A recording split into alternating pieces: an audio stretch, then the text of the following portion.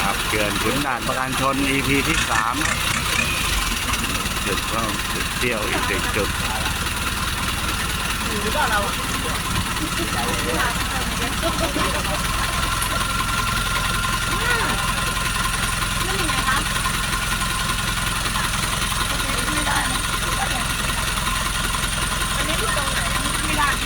อันนี้ชื่อน้ำตกคลองคามครับน้ำตกขอให้มาดูน้ำตกไม่เดินไม่ได้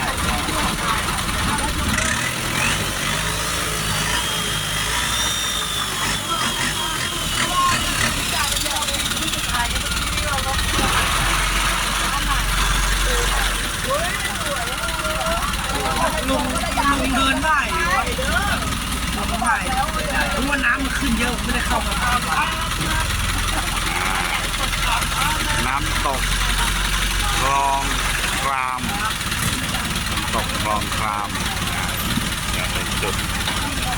คือเป็นช่องทางเข้าเลยนะครับเดี๋ยวเราจะซูมเข้าไปอีกนิดนึงนี่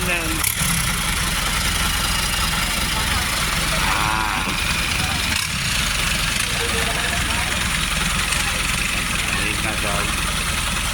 ลงจากบนเรือ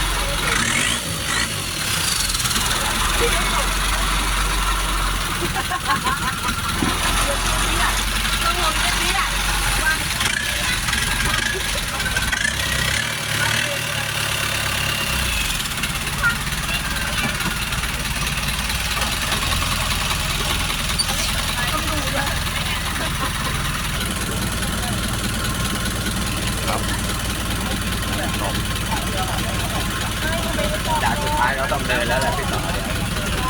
ไม่กำลังหนูกำลังนั่งมองอยู่ตอนที่ไหนใส่หมวกสองใบแล้วนะที่ไหนใส่ชูชีพด้วย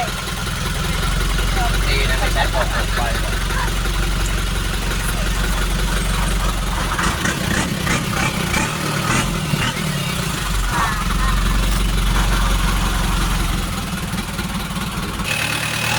ไปดูที่ต่อไปครับออกมาจากน้ำตกคลองคานครับ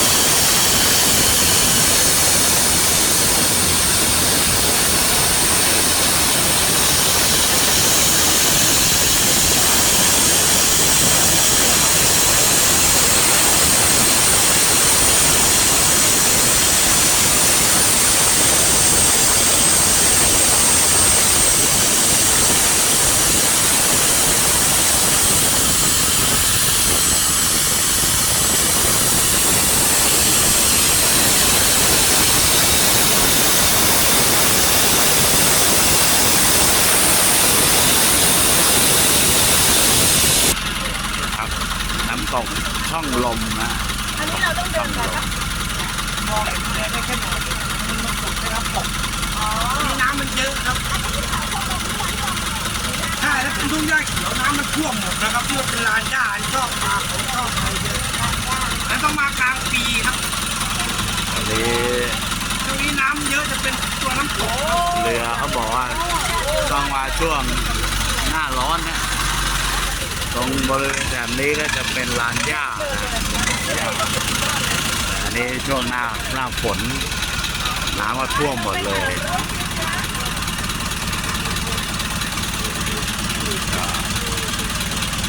อันนี้เป็นช่องลมอะน้ำตกช่องลม